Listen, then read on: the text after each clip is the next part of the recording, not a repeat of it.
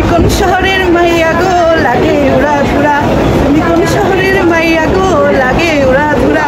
সাকিব খানের অভিনয় তো সেখানে সবচেয়ে বেশি বেস্ট হয়েছে। দেন হচ্ছে আমি বলবো মিমি, বিকজ সাকিব খান বাংলাদেশের নায়ক হিসেবে ওর যে অ্যাক্টিং স্কিলটা অনেক আপার হয়ে গেছে, অনেক আপার। একসময় আমরা হচ্ছে সাকিব খানকে এত ফানি হিসাবে নিতাম, বাট স্টিল ও হচ্ছে অনেক ভালো ভালো কাজ করতেছে। আমরা অনেক বেশি প্রাউড যে আমাদের বাংলাদেশের এরকম একটা নায়ক এত ভালো ভালো কাজ করতেছে, বাংলাদেশ রিপ্রেজেন্ট করতেছে।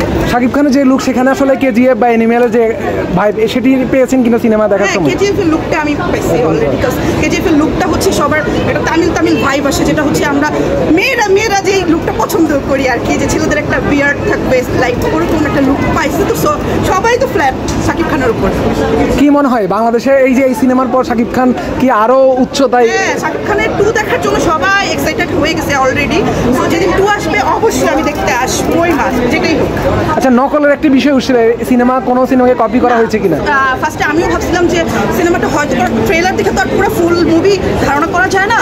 তো এখন যে এসে দেখলাম যে এটাতে কোনো কপি নাই, এটা হচ্ছে ওইটার উপর বেস্ট করে করা হয়েছে, নট যে কপি। একটা ইন্সপিরেশন থাকতেই পারে একটা কিছু। আচ্ছা, উড়াদুরা গান নিয়ে যদি বলতেন।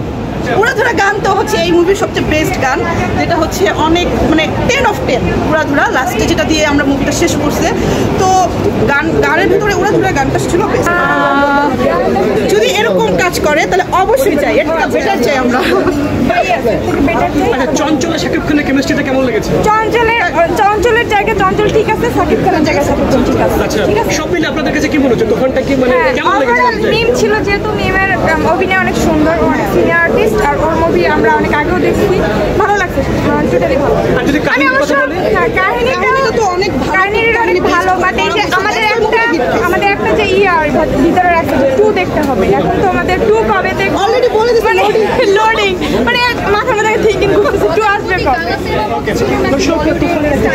অফকোর্স বলিউড স্টাইল, মানে তামিল মুভি লাইক ফিল পাইছি আমরা মুভিটা দেখতে আমরা অনেক স্যাটিসফাইড। আচ্ছা, কেজিএফ আর এনিমেলের ভাইব পাইছেন কিনা এই মুভিতে? কেজিএফ এর ভাইব অনেকে বলেন নকল, আসলে কি নকল? না, নকল না, কিন্তু ওটার উপর বেস করে ও হচ্ছে ইন্সপায়ার হয়ে মেবি করা হয়েছে।